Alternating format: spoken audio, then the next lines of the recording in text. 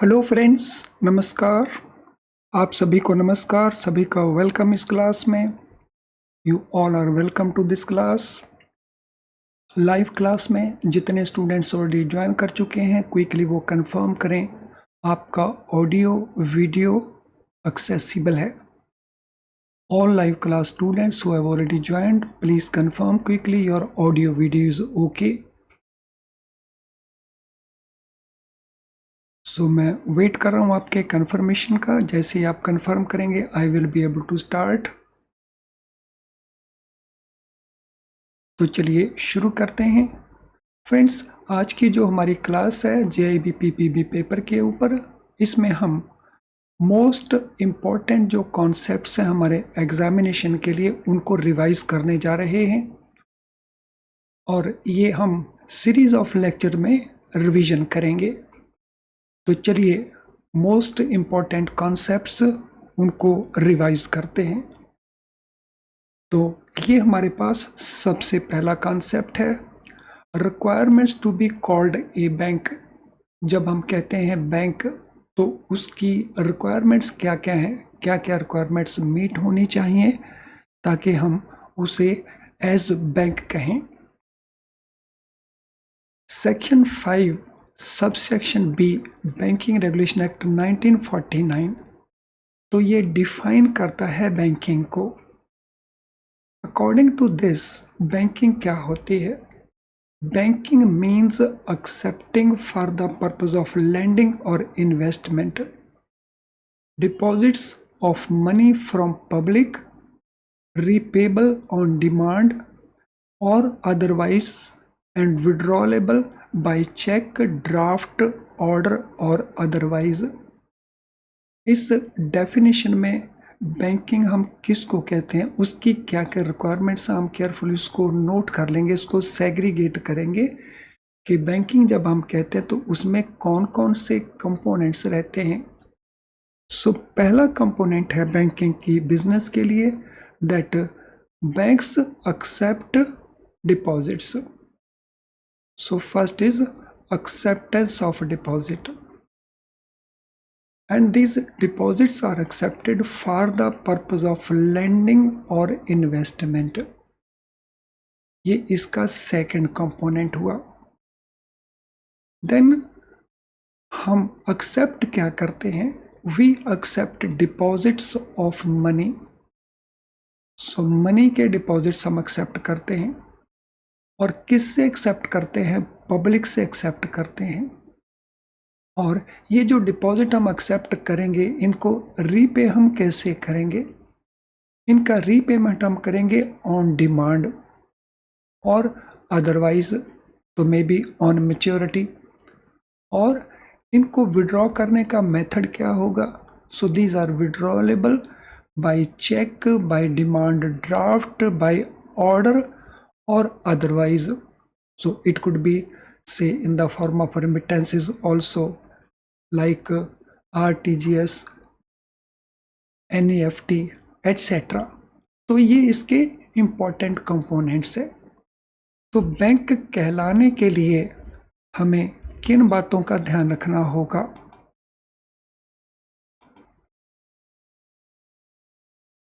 इस डेफिनेशन के जो असेंशियल रिक्वायरमेंट्स हैं वो क्या क्या हैं, ये जो हमने डेफिनेशन यहाँ पे अंडरस्टैंड की है, इसका पहला इम्पॉर्टेंट कंपोनेंट है deposit should B only for lending and investment. ये जो डिपॉजिट हम एक्सेप्ट करेंगे ये किस पर्पस के लिए एक्सेप्ट करेंगे? डिपॉजिट्स को केवल लेंडिंग या इन्वेस्टमेंट के लिए ही एक्सेप्ट किया जाएगा। Companies accepting deposits for trading or manufacturing are not considered as a bank। तो कंपनीज भी डिपॉजिट एक्सेप्ट करती हैं, लेकिन वो ट्रेडिंग पर्पस के लिए, बिजनेस करने के लिए या मैन्युफैक्चरिंग करने के लिए डिपॉजिट एक्सेप्ट करती हैं, तो उनको हम बैंक नहीं कहेंगे। और इसका बी कंपोनेंट क्या है? Essential. Deposit should B from public. ये डिपॉजिट पब्लिक से होंगे। So nidhis, multi-benefit societies, cooperative societies which accept a deposit from their members are not covered as bank। जो निधिस हैं, मल्टीपल बेनिफिट सोसाइटीज़ हैं, cooperative societies हैं, वो deposit accept करती हैं अपने मेंबर्स से। तो वो डिपॉजिट जब मेंबर से एक्सेप्ट करते हैं तो वो बैंकिंग की डेफिनेशन में फॉल नहीं करती हैं। इसी तरह से ही acceptance of deposit should be in the form money only. ये जो डिपॉजिट एक्सेप्ट किए जाएंगे तो ये केवल मनी की फॉर्म में एक्सेप्ट किए जाएंगे। तो ये 3 असेंशियल रिक्वायरमेंट्स हैं for any organization to be called a bank. चलिए अब हम दूसरे कॉन्सेप्ट के ऊपर चलते हैं। तो इसमें हमने ये सारे के सारे कंपोनेंट्स कवर किए। Customer for KYC purpose. So KYC purpose के लिए हम कस्टमर किसको कहते हैं? पहली बात, कस्टमर को किसी एक्ट में डिफाइन नहीं किया गया है।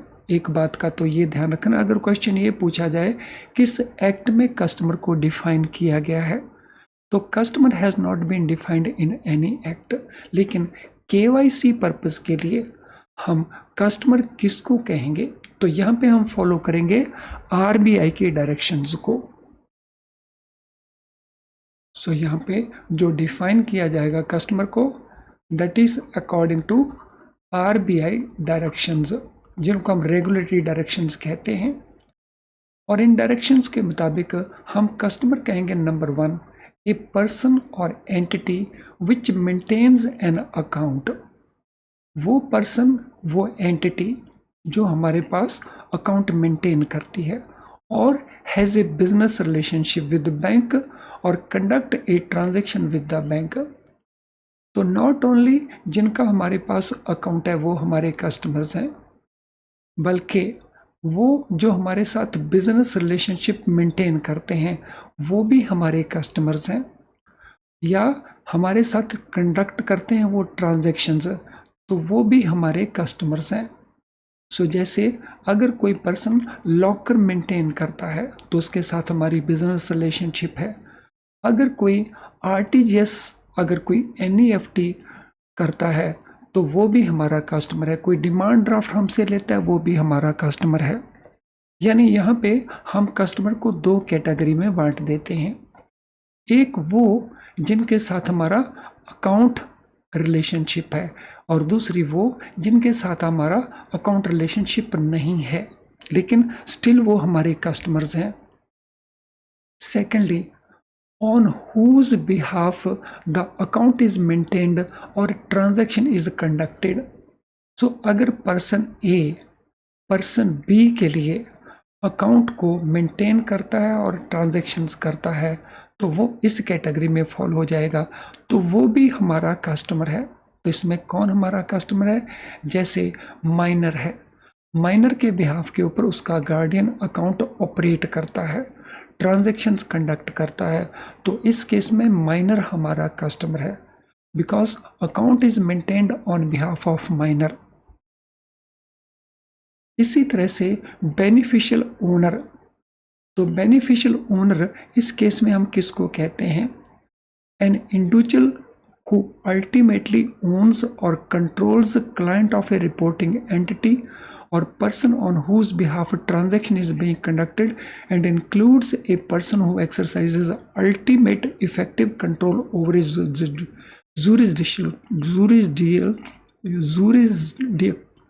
juridical person। So basically juridical person या juridical person। तो बेनिफिशियल ओनर का टर्म हम एक यूज करते हैं इंडिविजुअल के लिए। बेनिफिशियल ओनर क्या होता है? हु अल्टीमेटली ओन्स और controls client of A reporting entity. तो जो क्लाइंट है रिपोर्टिंग एंटिटी, जैसे बैंक है, बैंक के क्लाइंट को जो अल्टीमेटली ओन करता है या कंट्रोल करता है। जैसे कोई कंपनी है, जो कंपनी को कंट्रोल करता है उसको हम कहेंगे बेनिफिशियल ओनर। अगर बैंक का क्लाइंट पार्टनरशिप है तो जो पार्टनरशिप को कंट्रोल करता है उसको हम कहेंगे बेनिफिशियल ओनर। उन्हीं के बिहाफ के ऊपर ये ट्रांजैक्शन कंडक्ट होती हैं तो उनको हम कहेंगे beneficial owner. Beneficiaries of transactions conducted by professional intermediaries like stock brokers, chartered accountants, solicitors, etc. as permitted under law. तो हम उन कस्टमर्स को भी अपने कस्टमर कहेंगे, उन लोगों को भी अपने कस्टमर्स कहेंगे जो बेनिफिशरीज हैं डिफरेंट ट्रांजैक्शंस के, जिनको वो आप कंडक्ट नहीं करते बल्कि प्रोफेशनल इंटरमीडियरीज कंडक्ट करते हैं उनके लिए, जैसे स्टॉक ब्रोकर्स हैं स्टॉक एक्सचेंज के ऊपर, चार्टर्ड अकाउंटेंट्स हो सकते हैं, सॉलिसिटर्स मीन्स वकील हो सकते हैं, जैसा लॉ में प्रोविजंस हैं। तो इन सभी को हम कस्टमर्स कहते हैं।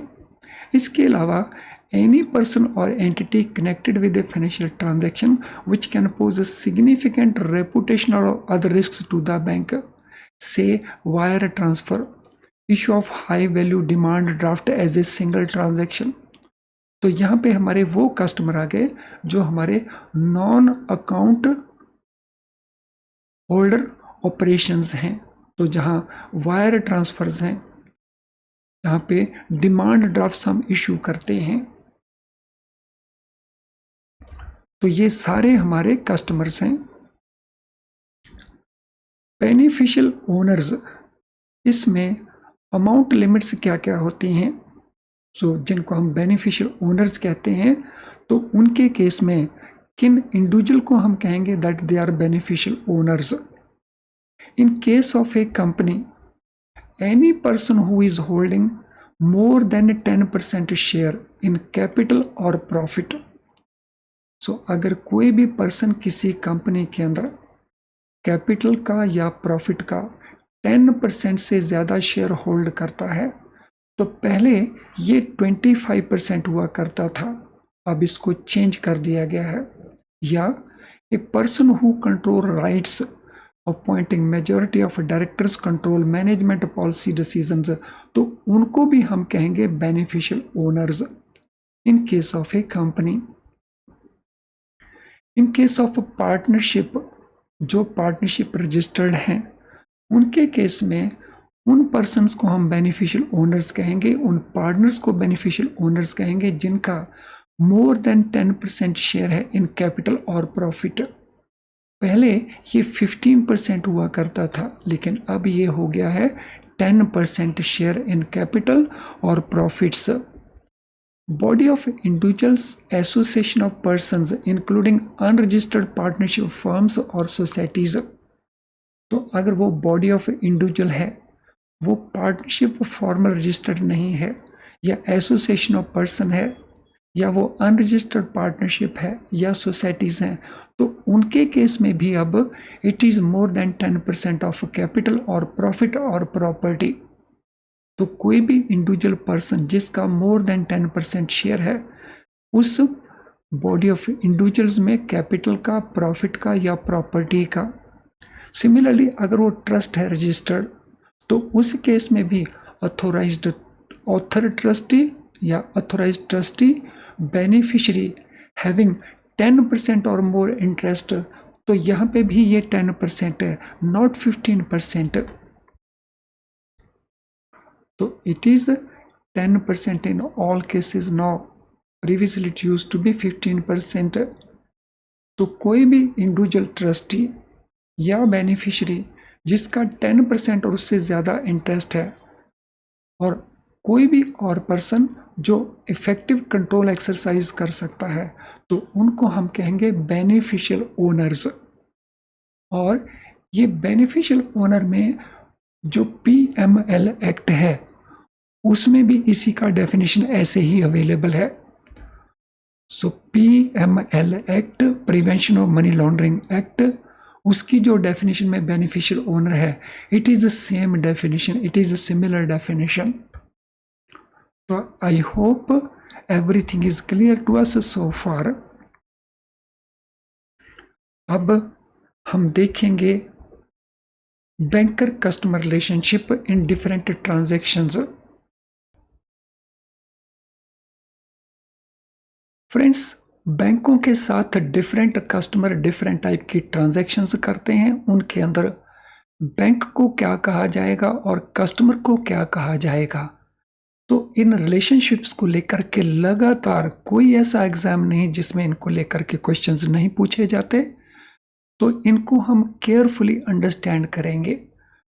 डिपॉजिट केस के अंदर डेटर बैंक को कहा जाएगा, क्रेडिटर कस्टमर को कहा जाएगा, क्योंकि हमने कस्टमर को पैसा लौटाना है और कस्टमर ने क्या पैसा हमसे वापस लेना है, इसीलिए बैंक को डेटर, कस्टमर को क्रेडिट कहेंगे।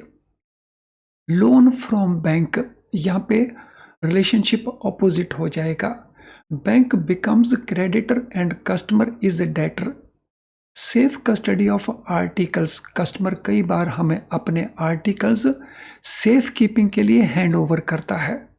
बैंक उसमें बनेगा बेली और कस्टमर बनेगा बेलर। बेलर होता है वो जो डिलीवर कर रहा है आर्टिकल्स को, और बेली होता है जो आर्टिकल्स को ले रहा है।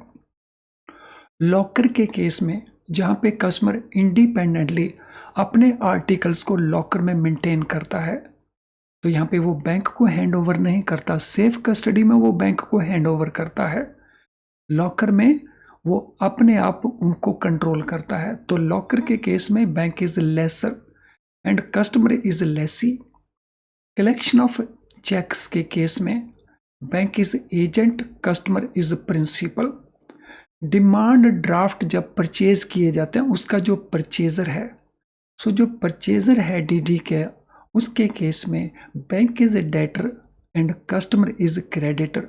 लेकिन जो डिमांड ड्राफ्ट का पेई है उसके साथ रिलेशनशिप चेंज हो जाता है, तो वो हमारे लिए, हम उसके लिए हैं ट्रस्टी और वो है डिमांड ड्राफ्ट का बेनिफिशियरी। तो यहाँ पे रिलेशनशिप ट्रस्टशिप की बन जाती है। लोन के अंदर प्लेज लोन के लिए, जैसे गोल्ड लोन है, बैंक इज पॉनर और प्लेजी। सो बैंक इज पॉनर, तो बैंक इसमें बनता है pony, not पॉनर।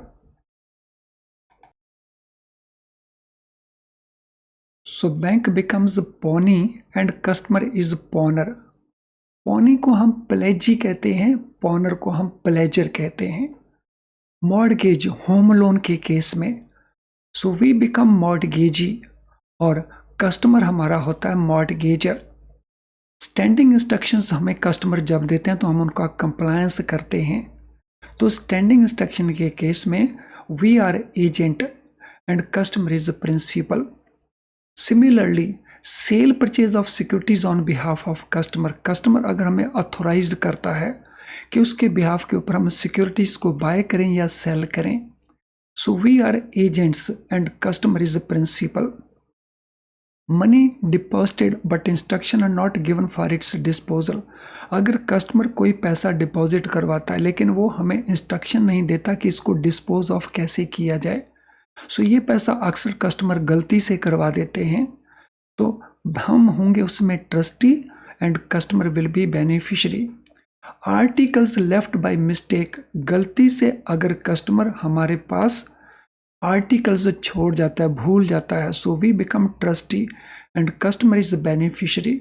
Shares given for sale, तो हम हैं एजेंट, कस्टमर इज प्रिंसिपल।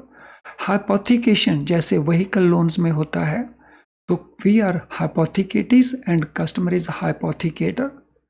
तो ये वेरियस रिलेशनशिप्स में वेरियस नाम हैं बैंकर कस्टमर रिलेशनशिप्स के। जैसा मैंने कहा ये क्वेश्चन अक्सर पूछे जाते हैं।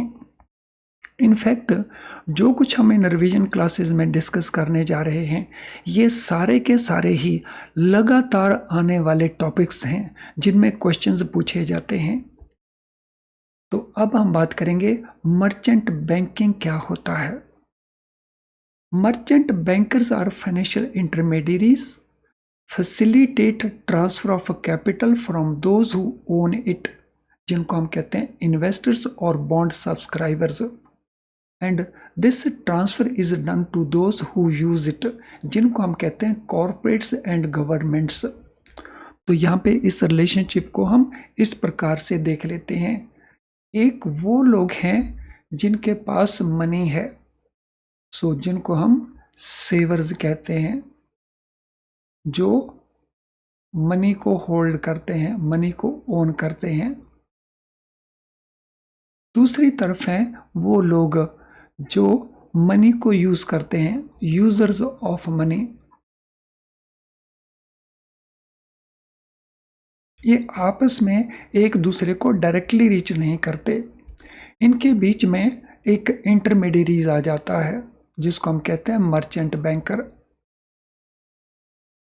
तो ये इनसे अरेंज करता है सेविंग्स को और ट्रांसफर करवाता है ये सेविंग इनके यूज के लिए।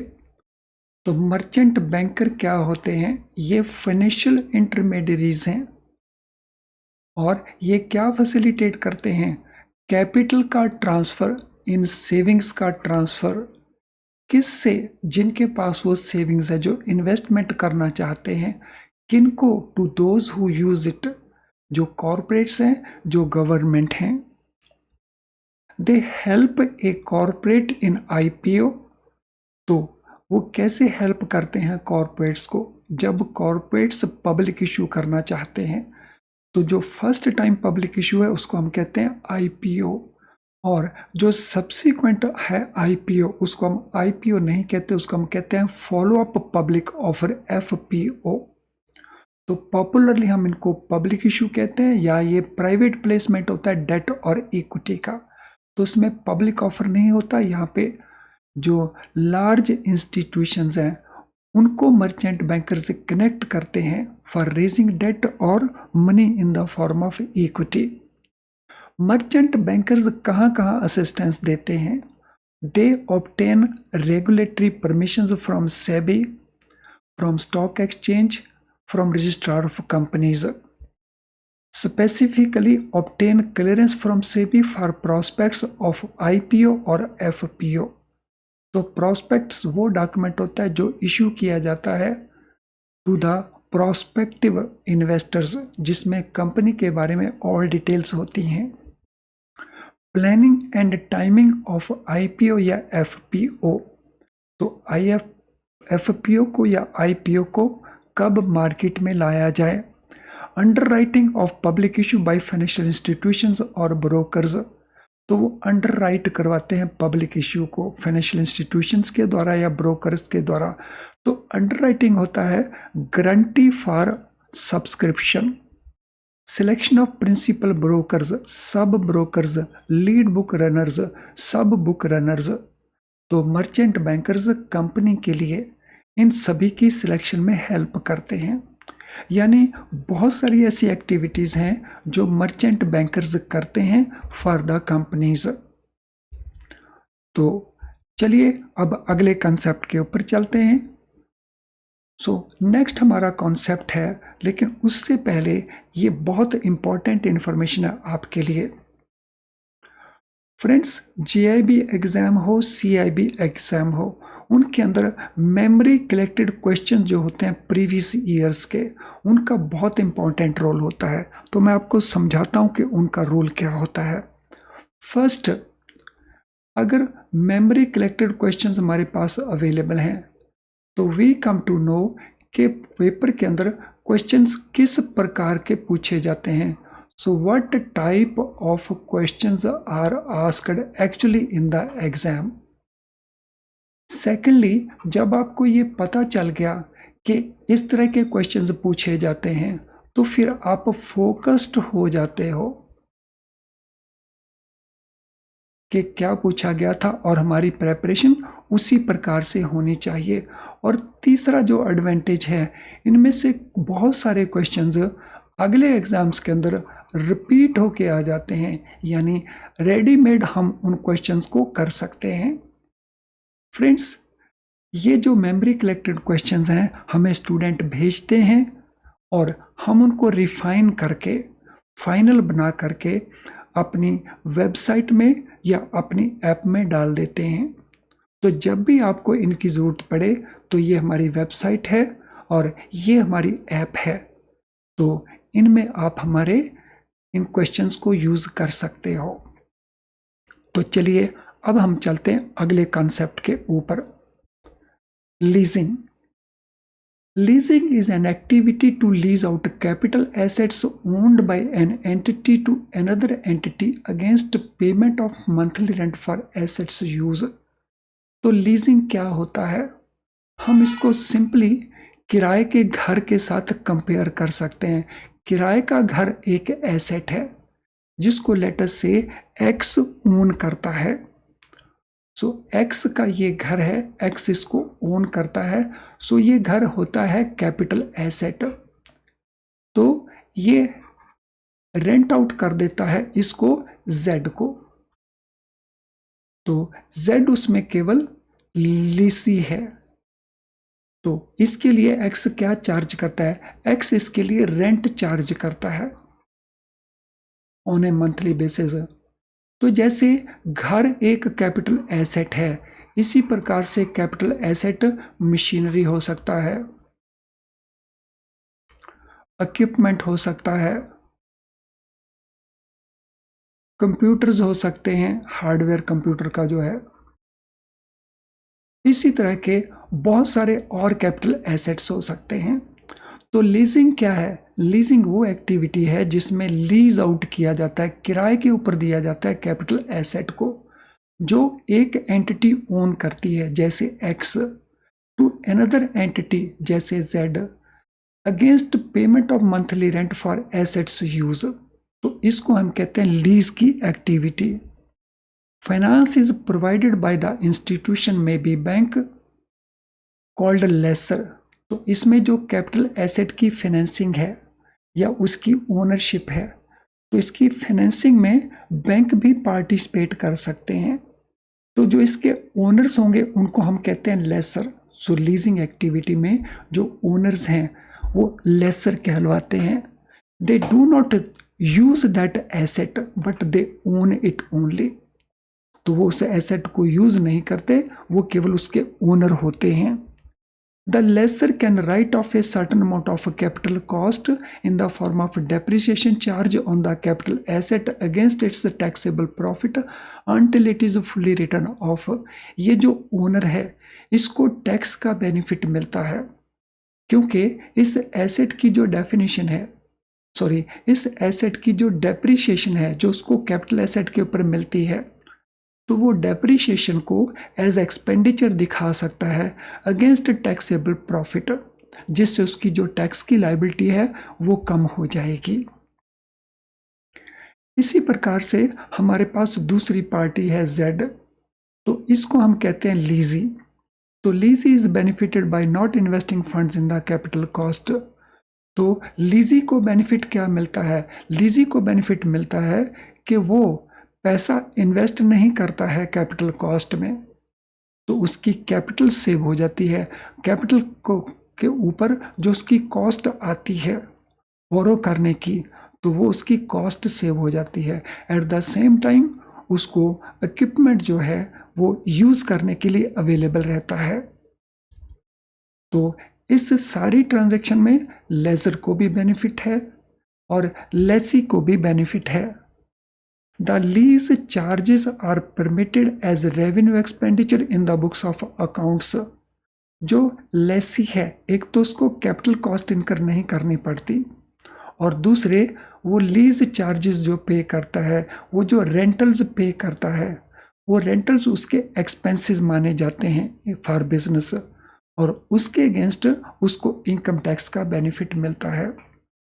यानी लीज ट्रांजैक्शन के अंदर दोनों ही पार्टीज को बेनिफिट अवेलेबल रहता है टैक्सेशन का। सो लेसर को डेप्रिसिएशन का बेनिफिट है और लेसी को एक्सपेंसेस जो रेंट पे करता है उसका उसको बेनिफिट है, उसके अगेंस्ट उसको टैक्स डिडक्शन अवेलेबल हो जाता है। चलिए फ्रेंड्स, इस डिस्कशन को हम कंटिन्यू करेंगे और लेसन्स के अंदर भी। इस लेसन के साथ आपकी किसी प्रकार की कोई क्वेरी है तो उसे आप इस वीडियो के कमेंट बॉक्स में टाइप कर सकते हो, वहाँ से हम उसको सूटेबली आंसर करेंगे। इसके अलावा अगर आपकी कोई जनरल क्वेरी है तो फिर ये हमारा ईमेल आईडी है, तो हमें इस ईमेल आईडी के ऊपर आप मेल कर सकते हो। Thank you friends.